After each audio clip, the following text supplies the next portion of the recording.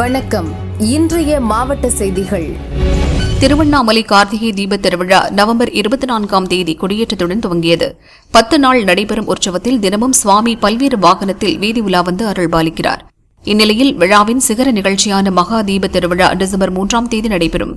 2668 அடி உயர மலை உச்சியில் மகா தீபம் ஏற்றப்படும். இதற்காக 5½ அடி உயர குப்பரையில் 1000 மீட்டர் காடா துணியாலான திரி செய்து தீபமேற்றுவர். பக்தர்கள் விரதமிருந்து மலை ஏறி சுவாமி தரிசனம் செய்வது வழக்கம். ஆனால் தற்போது கனமழை பெய்து வருவதால் மண் சரிவு ஏற்படும் அபாயம் உள்ளது. இதனால் பாதுகாப்பு நலன் கருதி பக்தர்கள் மலையேற தடை விதித்து கலெக்டர் தர்பகராஜ் உத்தரவிட்டுள்ளார். இதுகுறித்து அவர் வெளியிட்டுள்ள அறிக்கையில், டிட்மா புயல் காரணமாக திருவண்ணாமலைக்கு ஆரஞ்சு அலர்ட் விடுக்கப்பட்டுள்ளது. இந்திய புவியியல் ஆய்வுக்குழு அறிக்கைப்படி திருவண்ணாமலையில் மலை ஏறும் பாதை நிலச்சரிவிற்கான மையப்பகுதியாக உள்ளது. பல்வேறு தளர்வான கற்பாறைகள் உள்ளது. புயல் எச்சரிக்கை விடுக்கப்பட்டுள்ள நிலையில் பக்தர்கள் நலன் கருதி மலையேற தடை விதிக்கப்படுகிறது. பக்தர்கள் முழு ஒத்துழைப்பு தருமாறு கேட்டுக் கொள்ளப்படுகிறார்கள். மலையேற முயற்சிப்பவர்கள் மீது கடும் நடவடிக்கை எடுக்கப்படும் என எச்சரிக்கப்பட்டுள்ளது. தமிழ்நாடு வேளாண் பல்கலையைச் சார்ந்த மதுரை சமுதாய அறிவியல் கல்லூரி மற்றும் ஆராய்ச்சி நிலையம் சார்பில் அகில இந்திய ஒருங்கிணைந்த ஆராய்ச்சி திட்டம் தேனியில் நடத்தப்பட்டது. வேளாண்மையில் பெண்கள் திட்டத்தின் கீழ் சிறுதானியங்கள் பதப்படுத்துதல் மற்றும் மதிப்பு கூட்டலில் தொழில் முனைவோர் மேம்பாடு குறித்து திறன் மேம்பாட்டு பயிற்சி 5 நாட்கள் நடைபெற்றது. தேனி மாவட்டம் பெரியகுளம் வட்டத்தில் உள்ள குள்ளபுரம் கிராமத்தில் விஞ்ஞானிகள் ஆரோக்கியமேரி, சரவணகுமார், செந்தாமரை செல்வி மற்றும் இளநிலை ஆராய்ச்சியாளர்கள் ஆகியோர் முன்னிலையில் நிகழ்ச்சி துவங்கியது. முதல் நாள் பயிற்சி சிறுதானிய உணவுகளான சத்துமாவு கலவை, சிறுதானிய லட்டு, சத்துப்பால், சோளப்பொரி போன்ற உணவுப் பொருட்கள் தயாரித்தல் குறித்த பயிற்சி அளிக்கப்பட்டது. 2ஆம் நாள் சிறுதானிய ரவா கேசரி, பொங்கல், புட்டு மிக்ஸ், கொழுக்கட்டை மிக்ஸ், ராகி பக்கோடா, சிறுதானிய முறுக்கு போன்றவை தயாரிப்பு குறித்த பயிற்சி அளித்தனர். தொடர்ந்து 3ஆம் நாள் சமுதாய அறிவியல் கல்லூரி மற்றும் ஆராய்ச்சி நிலையத்திற்கு பயிற்சியாளர்களை அழைத்து வந்து பேக்கரி பொருட்களான சிறுதானிய கேக், ரொட்டி, பிஸ்கெட், பன் மற்றும் சிறுதானிய நூடுல்ஸ் போன்றவை தயாரிக்கும் பயிற்சியை பயனாளர்கள் கற்றனர். இதில் சமுதாய அறிவியல் கல்லூரி மற்றும் ஆராய்ச்சி நிலையத்தின் முதல்வர் காஞ்சனா சிறுதானியத்தின் முக்கியத்துவம், சந்தைப்படுத்துதல், சிறுதானிய சத்துக்கள் மற்றும் பேக்கிங் தொழில்நுட்பம் குறித்து விளக்கினார். நிகழ்ச்சியை முனைவர் விஜயலட்சுமி வரவேற்றார். முனைவர் ஆரோக்கியமேரி நன்றி தெரிவித்தார். இந்நிகழ்வில் சிறுதானியங்கள் பயிரிடும் விவசாயிகளுக்கு விதைகள் வழங்கப்பட்டன. இதில் கல்லூரியில் உள்ள மூத்த பேராசிரியர்கள் மற்றும் துறை தலைவர்கள் கலந்து கொண்டனர். 4ஆம் நாள் இணையவழி வகுப்புகள் நடைபெற்றன. இதில் மதுரை வேளாண் வணிக கருத்தரங்கில் MABIF உள்ள வசதிகள் பற்றிய மேனேஜர் தீபிகா பயனாளர்களுக்கு விளக்கினார். இந்திய உணவு பாதுகாப்பு மற்றும் தர நிர்ணய ஆணையம் குறித்து ஓய்வு பெற்ற FSO கருணாநிதி எடுத்துரைத்தார். 5ஆம் நாள் இணையவழி பயிற்சி அமேசானில் உணவுப் பொருட்களை எவ்வாறு சந்தைப்படுத்துவது என மகாலட்சுமி கூறினார். மேலும் TSO காந்திமதி பெண் தொழில் முனைவோர்கள் சந்திக்கும் தடை மற்றும் தயக்கங்களை களைய வேண்டும் என அறிவுறுத்தினார். திட்ட அறிக்கை தயாரிக்கும் முறையை வேம்பரசன் விளக்கினார். இறுதியாக சிறு குறு தொழில் முனைவோருக்கு அரசு நிறுவனங்கள் வழங்கும் கடன் உதவி பற்றி ஊமா சந்திரா விளக்கினார்.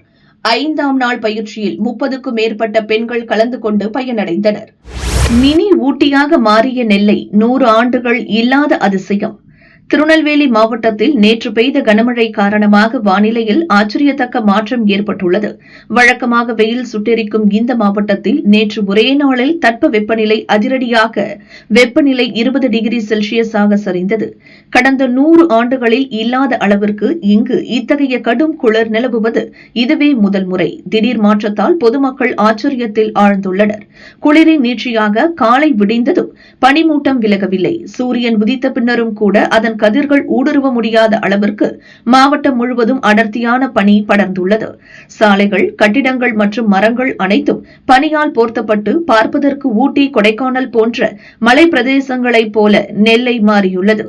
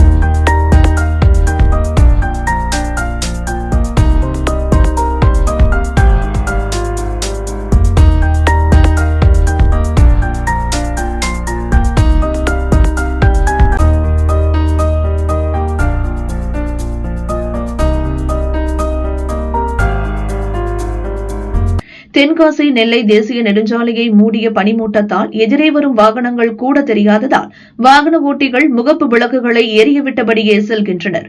இந்த ரம்யமான மற்றும் அரிய வானிலை மாற்றத்தை பொதுமக்கள் மிகுந்த வியப்புடன் ரசிக்கின்றனர். வடகிழக்கு பருவமழை தொடங்குவதற்கு முன்பு தமிழ்நாட்டிலேயே அதிகபட்ச வெப்பநிலை திருநெல்வேலியில் அதிகபட்சமாக 107 டிகிரி செல்சியஸ் வரை வெப்பத்தின் தாக்கம் இருந்தது. தற்போது தமிழ்நாட்டிலேயே குளிரின் நிலையும் திருநெல்வேலியில் அதிகமாக உள்ளது என்பது குறிப்பிடத்தக்கது. அனைத்து கால சூழல்களையும் பெறும் மாவட்டமானது திருநெல்வேலி. இந்தியாவிலேயே அதிகபட்ச மழை பொழிவு திருநெல்வேலி மாவட்ட மேற்கு தொடர்ச்சி மலை கிராமங்களான ஊத்து, நாலுமூக்கு, காக்காட்சி, மாஞ்சோலை ஆகிய கிராமங்களில் மழை கொட்டி தீர்த்தது. திருச்செந்தூர் பகுதியில் நேற்று பகல் நேர வெப்பநிலை 20 டிகிரியாக குறைந்ததால் கடும் குளிர் நிலவியது. திருநெல்வேலியில் பல ஆண்டுகளில் இல்லாத அளவுக்கு 25 டிகிரி குளிர் பதிவாகியுள்ளது.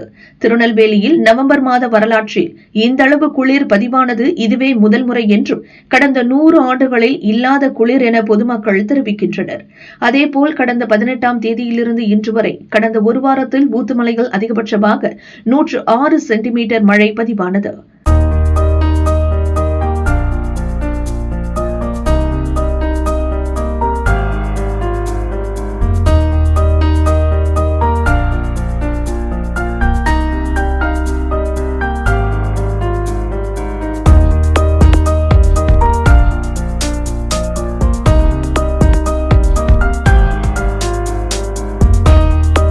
நாலுமுக்கு கிராமத்தில் 100.8 சென்டிமீட்டர் மழை பதிவானது.